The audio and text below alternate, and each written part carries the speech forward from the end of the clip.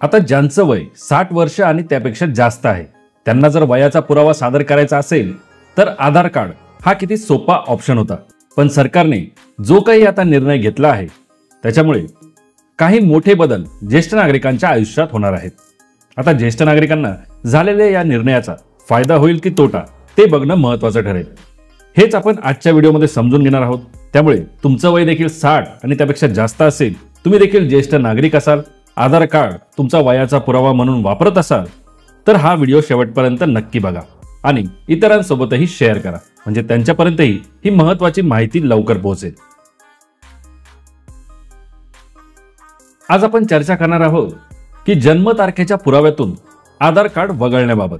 असा निर्णय सरकारने घेतला आहे, असा निर्णय UIDAI ने घेतला आहे। पण का?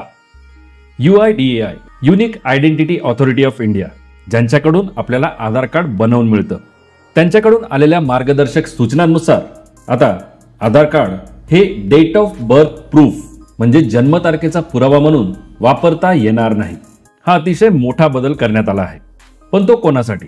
80 वर्ष व त्यावरील निवृत्तीवेतनधारक किंवा कुटुंब निवृत्तीवेतनधारकांकडे वयाचा पुरावा म्हणून सादर करावयाच्या कागदपत्रांमधून आधार कार्डचा वापर वगळण्याबाबत शासन शुद्धीपत्रक काय आहे?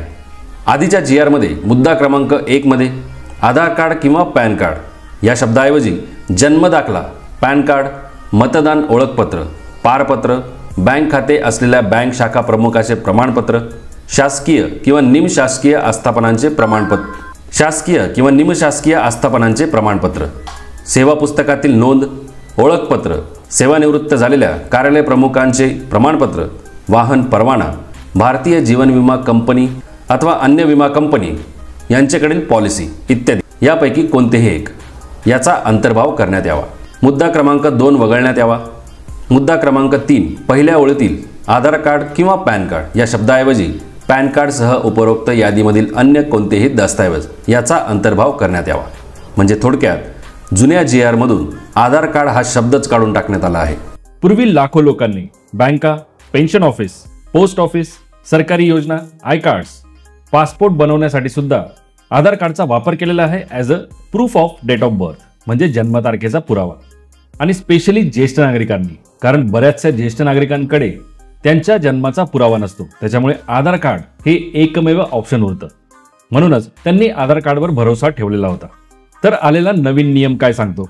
UIDAI ने डिसेंबर 2023 मध्ये एक परिपत्रक काढलेलं आहे, ज्यानुसार आधार कार्ड हे फक्त ओळखपत्र म्हणूनच व्हॅलिड राहणार आहे।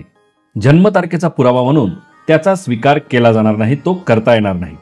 पण मग याचं कारण काय? UIDAI च्या मते याचं कारण म्हणजे आधार कार्डवर जन्मतारीख अपडेट करण्याचा ऑप्शन फक्त एकदाच मिळतो आणि अनेक वेळा चुकीच्या माहितीच्या आधारावर काहीही पुरावा नसल्या कारणाने अनेक लोक त्यांची जन्मतारीख ही चुकीची अपडेट करतात आणि ती नंतर बदलताही येत नाही। त्यामुळेच जन्मतारीख जी आधार कार्डवर आहे तो खात्रीशीर पुरावा नाही असं सरकारचं म्हणणं आहे। आता याचा परिणाम कोणाकोणावर होणार? नवीन पॅन कार्ड असेल, पासपोर्ट असेल, ड्रायव्हिंग लायसन्स असेल किंवा सरकारी पेन्शन असेल तर आता ज्येष्ठ नागरिकांना त्यांचं आधार कार्ड त्यांच्या वयाचा पुरावा म्हणून, त्यांच्या जन्मतारखेचा पुरावा म्हणून सादर करता येणार नाही, ते तिथे देता येणार नाही। त्या जागी इतर कागदपत्रे द्यावी लागणार आहेत। ती कागदपत्रे कोणती असतील याची लिस्ट सुद्धा UIDAI ने दिली आहे, ती आपण पुढे बघणारच आहोत।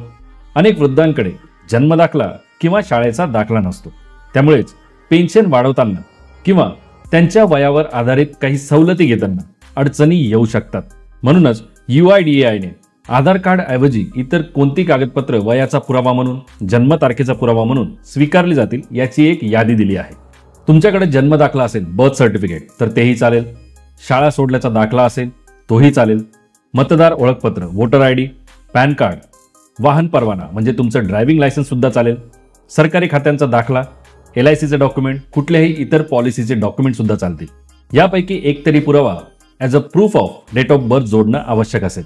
परंतु आधार कार्ड सुद्धा या लिस्टमध्ये यापूर्वी समाविष्ट होते, जे आता काढून टाकण्यात आले आहे। आता ज्येष्ठ नागरिकांना या निर्णयामुळे काय काळजी घ्यावी लागणार?